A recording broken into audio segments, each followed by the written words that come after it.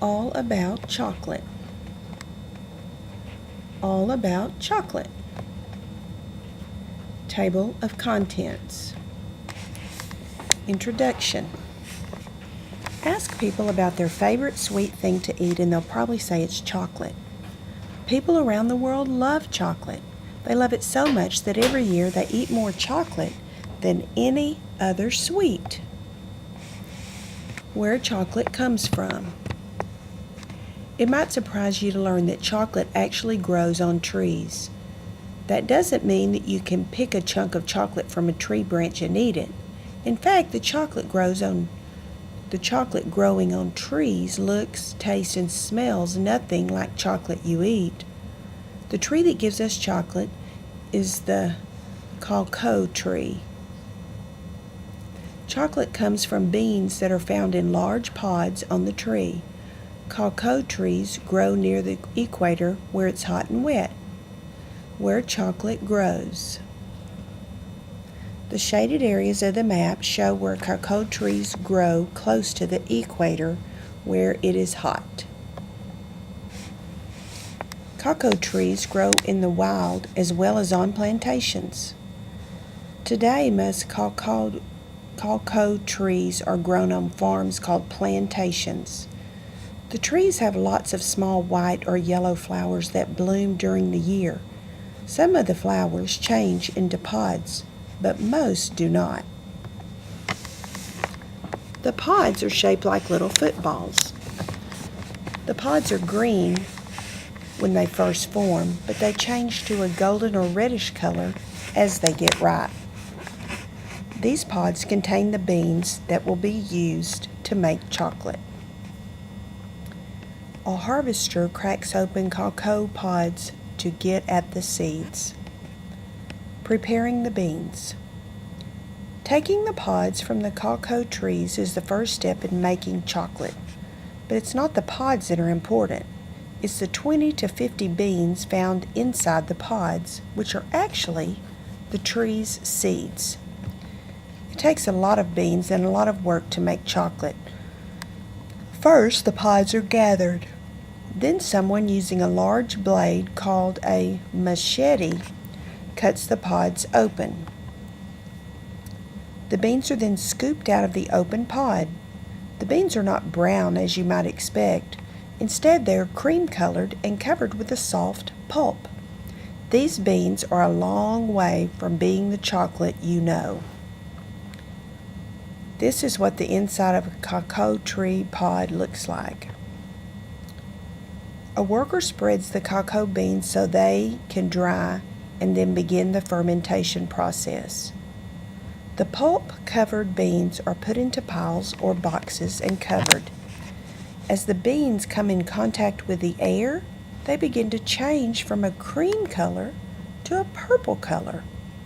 The beans also change on the inside in a process called fermentation.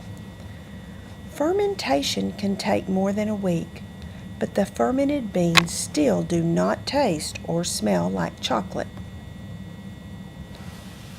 After the beans have fermented, they are dried. As they dry, the beans are turned.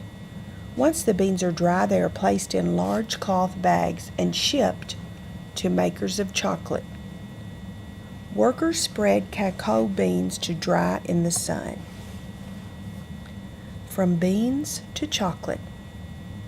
Making chocolate from the fermented dried beans is a very long and complicated process. First, the beans need to be cleaned, which removes any remaining pulp or pieces of the pods. Then chocolate makers blend different varieties of beans to make sure the chocolate has just the right flavor. The cleaned and blended beans are roasted in order to bring out the chocolate flavor. This is the stage when the beans begin to smell like chocolate. As the beans are roasted, the thin shell that covers them grows brittle. The beans pass through a special machine that cracks their shells and blows away the pieces of shell with fans. Beans roast in giant drums at a candy factory. After the shells are removed, only the meaty part of the bean, called the nib, remains. The nibs are ground up and crushed until they become a liquid. The liquid is poured into molds where it cools into bars of bitter, unsweetened chocolate. The bars are then pressed until the most important part of the chocolate, a yellow liquid called cocoa butter, is removed. The cocoa butter drains through a screen and is collected to make the chocolate we eat. Word origins: cacao or cocoa. When the product of the cacao tree made their way to English-speaking countries, the Spanish word cacao became the English word cocoa. Writers and speakers of English today still use the word cacao when discussing the tree and its flower, pods, and beans. But people usually use the word cocoa when discussing the many products that come from the beans.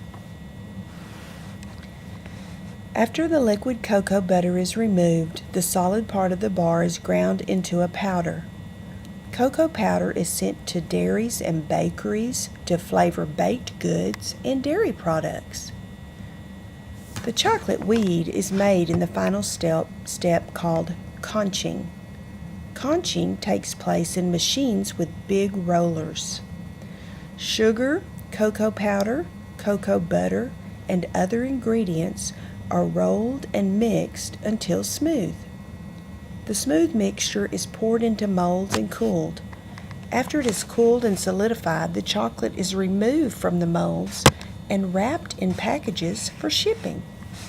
Roasting, shelling, grinding, mixing, conching, pouring, cooling, wrapping. History of chocolate. As near as historians can tell, people living in Mexico and Central America were using chocolate almost 2,000 years ago. These people enjoyed a drink made from chocolate, but if you were to try this drink today, you'd find that it tastes much different from the chocolate drinks you enjoy. In fact, it was a very bitter-tasting drink, kind of like coffee. Christopher Columbus brought some cacao beans back from the New World to show to the King and Queen of Spain. But Europeans did not know what to do with the beans, so they mostly ignored them. They were more interested in spices and other things that Columbus brought back. A Spanish explorer by the name of Hernando Cortez helped Europeans begin to see that there was value in cacao beans. The great Aztec ruler Montezuma had served Cortez a drink made from cacao beans. The Aztecs told Cortez that it was the drink of the gods. They believed that cacao beans gave them added wisdom and strength. They placed so much value on cacao beans, they used the beans as a form of money. Cortez saw much more value in the beans as money than as a drink. He planted cacao trees so that he could use the beans, not for chocolate, but as money. It was his way of growing money on trees. Cortez brought back knowledge of how to make the chocolate drink, but it still was not popular outside the New World. Not until the Spanish began mixing sugar with the drink did chocolate begin spreading in popularity. Until the 1600s and 1700s, chocolate was a luxury food for royalty and powerful church officials. But during the 1600s, people began grinding large amounts of cacao beans in mills, producing much more chocolate and lowering the cost. The invention of smooth milk chocolate also increased the treat's popularity. The first chocolate shop in London, England, was opened in 1657. In the 1700s, a steam-driven chocolate grinder was invented, allowing factories to quickly make tons of affordable chocolate. Today, chocolate is a favorite and affordable treat in many countries. Chocolate is enjoyed with gusto by people of all ages. History of chocolate. 200. The first use of chocolate by people in Mexico and Central America. 900. Chocolate used as money by people of Mexico and Central America. 1502. Columbus brings cacao beans back to Europe. 1528. Hernando Cortez brings cacao beans and knowledge of how to make a chocolate drink to Spain.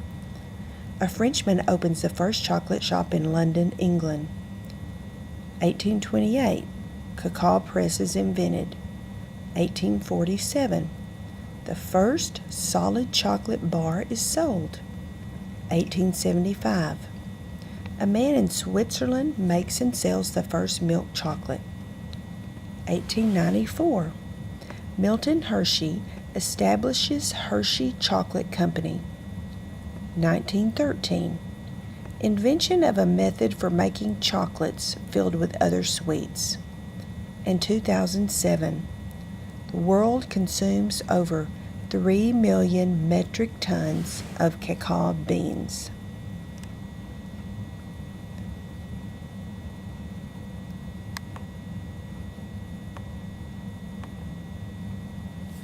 Some specialty shops sell only chocolate treats. Do you know? Recent medical studies show that there are definite medical benefits in eating chocolate. The benefits are linked to dark chocolate rather than milk chocolate. Some of the medical benefits include a reduction in heart disease and blood pressure. Chocolate today. Most of the chocolate made in factories today is used to make chocolate candy. Other chocolate goes into ice cream, chocolate drinks, and baked goods such as cakes and donuts. Even a sauce called mole used in Mexican cooking is made from chocolate. Each year, people around the world consume or eat tons of chocolate. The people of Switzerland consume more chocolate per person than anyone else in the world. They are joined in their love of chocolate by people in many other European countries. The table below shows the chocolate consumption in the top 10 chocolate consuming countries.